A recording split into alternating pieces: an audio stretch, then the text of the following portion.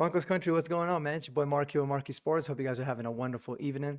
All right, so free agency is basically done. I mean, there's still going to be more signings, but the Broncos did a wonderful job filling their biggest holes with some very, very good all-pro potential type of players. We've talked about them. Talanoa Hufanga at safety, Dre Greenlaw at linebacker, Evan Ingram at tight end.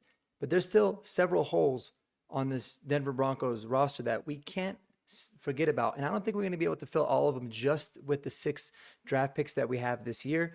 I think we are going to have to look into the free agency market, whether it be before the draft, after cuts, whenever it might be, to be able to fill some of these holes because there is concern. We are not quite there yet in terms of having a complete roster. But guys, before we dive into that, if you love Denver sports, if you love the NFL draft, I think you're going to love a lot of the content we have here. So be sure to subscribe to the channel, like the video for the algorithm, and let's get popping right into it. All right, so I made a little Excel sheet. I tell you guys, I talk to you guys every single day about how much I hate Excel, and yet here I am using it.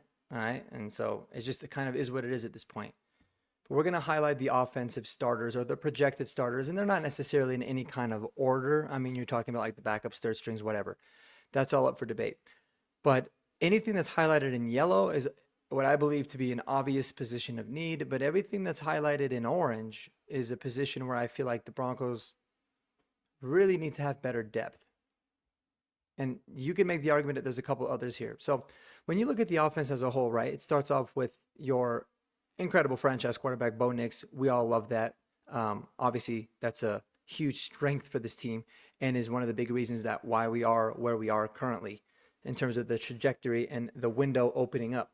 Jarrett Stidham, I was really happy that we brought him back to be the backup. I love that room. I think it's solid. They'll probably fill in a third, bring in a camp body, whether it's in the draft, undrafted guys or whatever that might be. Not overly concerned. Diving into the running backs here, though, right? So we all know we got Audric Estime, Jaleel McLaughlin, Blake Watson, and Tyler Bidet. And you know what's crazy? On paper, it's a very intriguing room still. We just know that it's not very good because of what happened last year. Now, I still ain't giving up hope on my boy Blake Watson, but we obviously need to add to this room in several different ways. Audric Estime, he showed a little bit of, flashes here and there, kind of is what it was, but he can't hold on to the football, and he seems to kind of be in the doghouse with Sean Payton, even though I do trust it when Sean Payton says, like, they start every single year new and fresh, so I kind of do believe that, but he left a lot to be desired, especially for somebody that's 235 pounds, absolutely shredded, but still a young guy. But, we have to add to the room, period. Jaleel McLaughlin is probably my favorite running back of what I've seen. I think he's the best runner that we've had over the last couple of years, but he's a part-time guy, 175, 80-pound frame. We know what he can do. He's definitely going to be on the roster bubble this year. Blake Watson, undrafted guy, played in one game last year. I guess he showed a little bit of flashes here and there, but we know the kind of player that he is coming out of Memphis, right? He was an undrafted guy last year, converted wide receiver to running back, somebody that projects to be very, favorable to what Sean Payton typically likes. They wanted to give him a redshirt year. They gave him the biggest signing bonus of any running back. So he's going to get a legitimate opportunity, regardless of who we end up drafting or signing, whatever it might be. He's going to actually get a legitimate opportunity. And then Tyler Bidet, he seems to just be loved by Sean Payton because after missing like the last 2 months of the season, after breaking a bone in his back, he ends up getting activated for the playoff game. And Audric Estime, as we know, was the guy that ended up getting deactivated. Anyways, this is a room that needs experience. It needs guys that are productive. It needs to have more talented players. It needs a big revamp, right? To be honest with you, the only player on the current roster right now that I don't want to, or I would be a little bit upset if I saw get cut, is Blake Watson. Everybody else, toodle do. We can redo it from the beginning. And so, yeah, we already know. Now, when you're looking at the available free agents, they're all pretty much gone. And I'm actually super happy that the Broncos didn't really address that need in free agency, like I think a lot of us expected them to, right? Whether it was Aaron Jones or Najee Harris or Rico Dowdle, whatever. Looking back on it, I'm really happy that we didn't invest any more money and assets into them. Now, do I think we still will? I mean, I think J.K. Dobbins is probably an option. He's the only one that's got a little bit of intrigue just because we know he's actually a really productive and talented running back when he's healthy. But he's at least someone that you're like, all right, we've got experience. We've got a track record of productivity, sure, but I'm not signing him for anything more than like $3 million on a 1 year deal. I mean, absolutely not. So we'll see what's going to end up happening. Otherwise, you can bring anybody from this free agency crop, and it's not going to make you feel any different. This is a prime position to address in the draft. It's a phenomenal draft for running backs. We've discussed that a lot. So that's kind of what it is. Now, when you're looking at the wide receiver position, it's really interesting, right? Because this is all a matter of what you feel. I think that we need to add to the room. I would have liked to see us add to the room with a veteran. I really want a Cooper Kupp because I think having that experience and somebody that you can just rely upon for sure, instead of having hope as a strategy that somebody like Vele takes the next step or Troy Franklin takes the next step. I like to be able to kind of know what you had. Like, it's one of the reasons why I liked the signing of Josh Reynolds last year, right? Because even though it didn't end up working out, it was a good thing because the young players prove that they can take that next step. He obviously had that unfortunate incident, but I like the idea of bringing somebody in like that. I still do, and that's why I made a video about Elijah Moore, and we're gonna go through all of these individual players here shortly. But the wide receiver room, it's interesting because I think we need to add to the room, but based off of everything that Sean Payton has said and what him and George Payton have done, it shows that they're pretty confident in this room as it stands. I am very confident they will draft a wide receiver in this draft at one point. It's just a matter about where and who they do, obviously. But I do think that it gets addressed through the draft, and I like it. Bring in more young bodies, make it a very young offensive core like they're really going after. The tight end position, even though the signing of Evan Ingram was incredibly valuable, I thought it was an awesome signing. So happy the Broncos were to do it because we needed a severe upgrade there, and we got one. But it's still a room that's extremely thin. Evan Ingram goes down with an injury, you're right back down to square one, and it's a very big impact. So I expect for this to be one of the priority positions going into the draft. It's a great draft for tight ends as well. Evan Ingram coming to Denver does not mean that we should by any means not address that position. Like I said, one injury away, and you're back to what you were at square one last year. So it's a big concern. Offensive line is really solid overall. I mean, our starters are good. I love Alex Forsyth as a backup to Luke Wattenberg. He could arguably even be better, but they're not going to be much of a fall off should Luke Wattenberg go down. In terms of inside guards, now this is Kyle Fuller right there. No more what the hell's going on. But anyways, so what we're going to end up doing is we definitely need some depth guards. I mean, there's no doubt about it. We could use some depth there. Alex Polcheski is the kind of guy that's got a lot of versatility, so he can play, inside and out. Nick is it Gargiulo? I forgot how you said it. We drafted him last year. He's somebody that can play on the interior, but we could use a little bit more experience. Last year, they brought in like Kyle Fuller. They brought in Calvin Throckmorton. They even signed that center. He didn't end up making the team. He was from Baltimore. Can't think of his name off the cuff, but they brought in some veteran presence, and I think that they still will. There's always going to be guys that get cut, after the draft or after, roster cuts. Not worried, but I would definitely like to see some veteran presence here also. But here's a concern that I have with the O-line as it currently stands. Garrett Bowles, even though he just re-signed a new deal, an extension last season, after this year, he's basically got no guaranteed money. Mike McGlinchey moved some money around for us last year to create cap space, making this year basically a guarantee for him. Same with Ben Powers. But after next year, we could really move on from both of these guys, realistically. And I think between Garrett Bowles and Mike McGlinchey, I think at least one of them will be gone after this upcoming season, in my opinion, because you're going to get to the point, they're a little bit older. They're both going to be well into their 30s, and you're going to have to start, distributing the money and the cap elsewhere to other positions, depending on the needs that you have there, right? Nick Bonito is going to need to get a new contract. Maybe that happens this year, but you never know. JFM, Zach Allen, lots of that kind of stuff. And you need to have, eventually you have to have a plan in place when it comes to the tackles. Now, I know we had Frank Crum as one of our undrafted free agents last year, and we liked him so much to the point where we kept him on the 53 the entire year. He took up a roster space and basically never played. Now, the reports are that he has a ton of potential, unbelievable talent. He's like a road grader in the run game. He just needs a lot of refinement in the passing game. I expect for that refinement and that development to continue, but he's not a plan. He is hope. He's not a plan to replace any of these guys as of right now. There's nothing suggesting that that's going to be the case. Matt Pert was re-signed. That was kind of one of the signals that Frank Crum wasn't ready to be the veteran swing tackle as needed, and totally fine with that. Alex Polcheski, I think, is very well suited to be the replacement for Mike McGlinchey after the season, if needed. He stepped in for 4 games last year. He looked fantastic. Young player, super experienced when he was with Illinois, I believe, and he looked good. But still, you're always going to be looking for upgrades. I am a really big fan. The more I look into it, the more mock drafts that I do of the Broncos addressing the tackle position with somebody in the day 2, early day 3 range. I really do think it's a good draft for that. There's a lot of depth pieces. There's a lot of guys that are have a ton of talent that could use a little bit of refinement in the draft. And we're in a really good position this year to do it because they don't have to come in and start and get a lot of playing time right away. They're afforded the opportunity and the luxury to be able to sit for a year and develop and then maybe take over that role next year.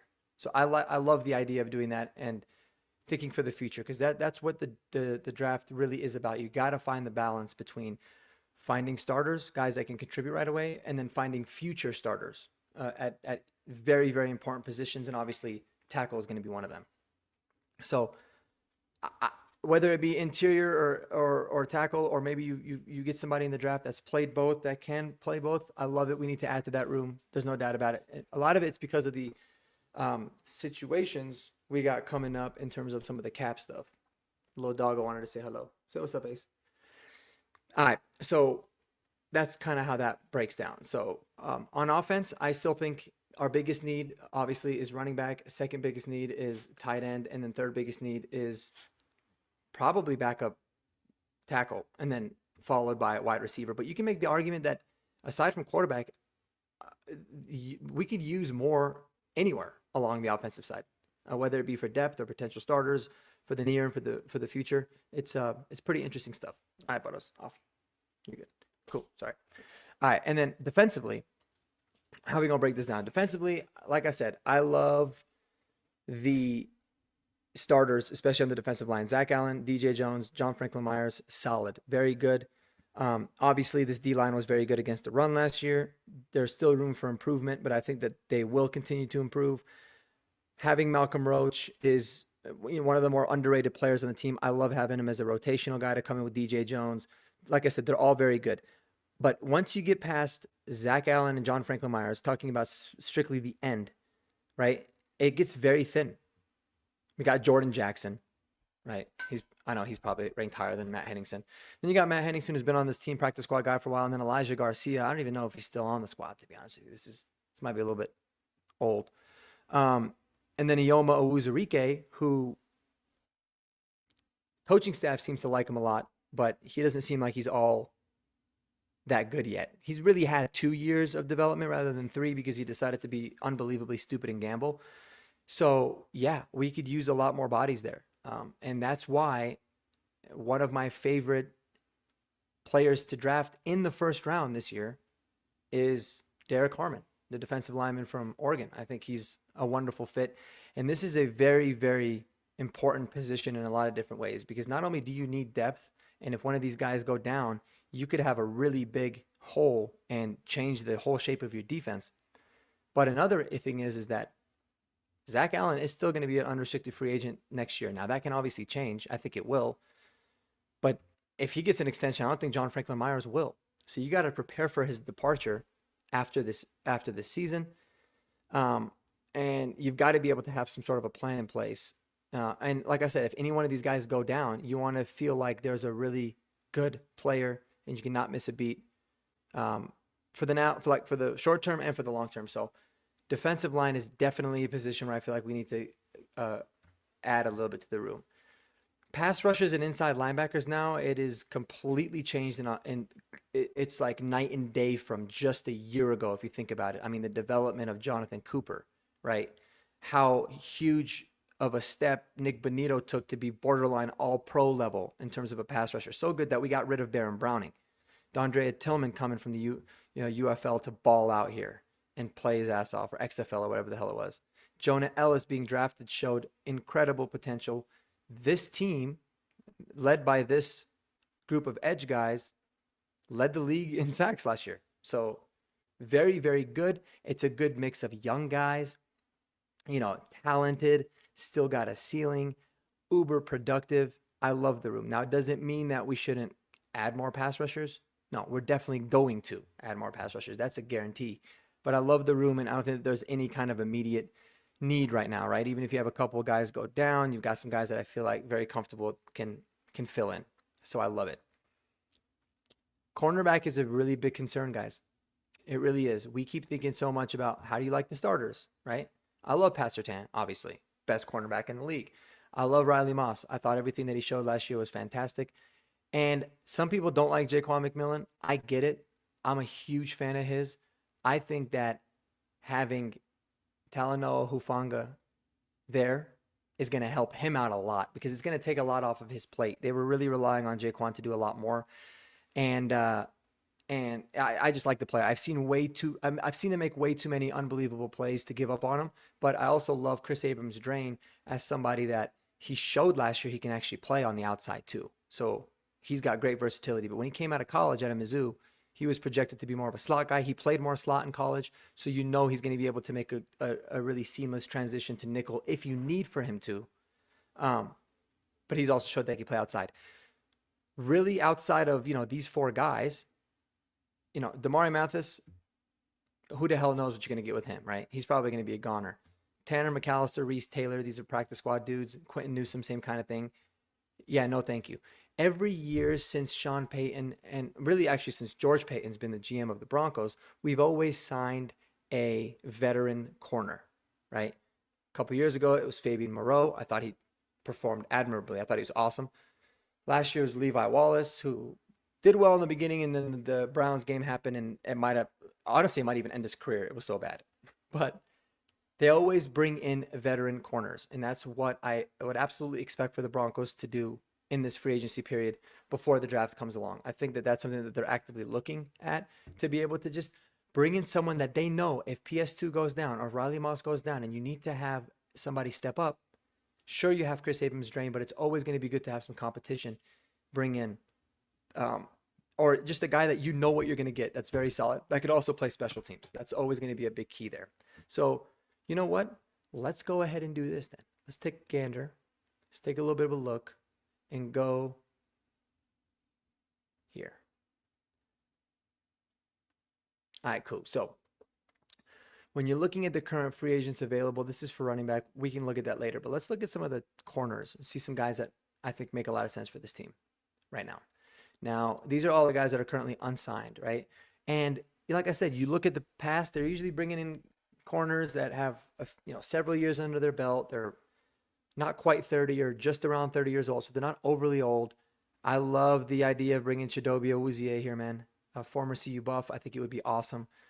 He's somebody that could make a lot of sense, but he might be a little bit more expensive than we would like for somebody that's not going to be a bona fide starter, because that's not what I'm expecting for these people to do. Stephon Gilmore's probably a little bit old. He's not going to come in and be a backup. So there's not a lot of these guys that I know. I was really bummed out when I looked into Emmanuel Mosley, man, because I remember he had some pretty decent years. And then this dude, I think he tore his ACL, and then he came back, and then he tore his ACL again. And then he came back and he popped his Achilles. So there's talk that he might not play anymore, which would be understandable, but that really sucks for him.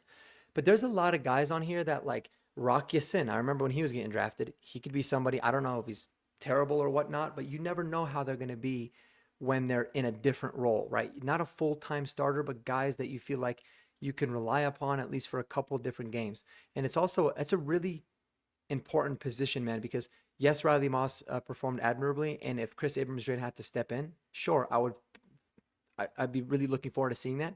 But that cornerback position opposite of Pat Surtain just gets peppered with targets. And you cannot rely on somebody just in the draft to be able to step in right away and do it. Like, could they? Maybe, but it's not easy to rely upon that. So those are some things you got to think about. So there's a lot of guys on this list, man. I'm surprised Asante Samuel Jr., has he not signed yet? That's pretty crazy. That's somebody that could be interesting. This is an interesting group because there's a lot of guys on here that I feel like, hey man, I'll take a flyer on. They could play. Caleb Farley, he was super highly touted, coming out of college, and then he just really shit his pants, basically. Um, but I don't know. We don't have to go through all of these, but definitely look into this. Let me know in the comments below if there's a cornerback that you feel like, hey man, this guy would make a lot of sense. Someone that could maybe he's played some special teams or be willing to, but he's got a decent amount of experience to be able to fill in because that's exactly what this Denver Broncos roster needs. There's no doubt about it. And I expect for them to add, like I'd say there's a higher chance of the Broncos adding a corner in free agency than there is a running back. All right, speaking of the running backs, looking at some of the available guys, I mean, this list is just going to make you nauseous, right? I mean, Jamal Williams don't care. Gus Edwards don't care. I don't really give a shit about any of these guys. Nobody here tickles my fancy. J.K. Dobbins is the only one that has any kind of intrigue. Everybody else, Cam Akers, don't overly care about, but he'd probably be my second choice just because he's still young. And yeah, I mean, there's just a bunch of guys that, like, sure, you can say, hey, this guy could be decent or this guy could be that. But at the end of the day, it's not going to be enough of an upgrade, and we're going to need to address that in the draft. So we're not going to look into that too much. And then obviously, you just never find defensive linemen ever that, let's put D line, that are just like available, right? That are really good. You can find some rotational guys. So I think that this is a position that we will add in free agency, but after the draft. You're going to see kind of how the draft goes. Maybe some of the guys that you're targeting don't fall to you, it just doesn't work out. Then you can lean back and be able to take one of these guys, like I said, just to be a rotational emergency style of a player. And there's quite a bit of some names that you recognize, right? I mean, Jonathan Hankins is somebody that's played for a long time. Lakai Fotu's awful. I looked into him. He's rated terribly. Emmanuel Ogba, right? There's some guys there. So I'm not overly concerned. This is something that makes a lot of sense. And something that we can fill in on the back end. But I would like to see, just really looking at all of this, I would like to see the Broncos, and we can't address all of these in the draft. We only have 6 picks, and some of them aren't premium picks, obviously. But I think our absolute must-have positions to draft in this upcoming draft is running back, tight end,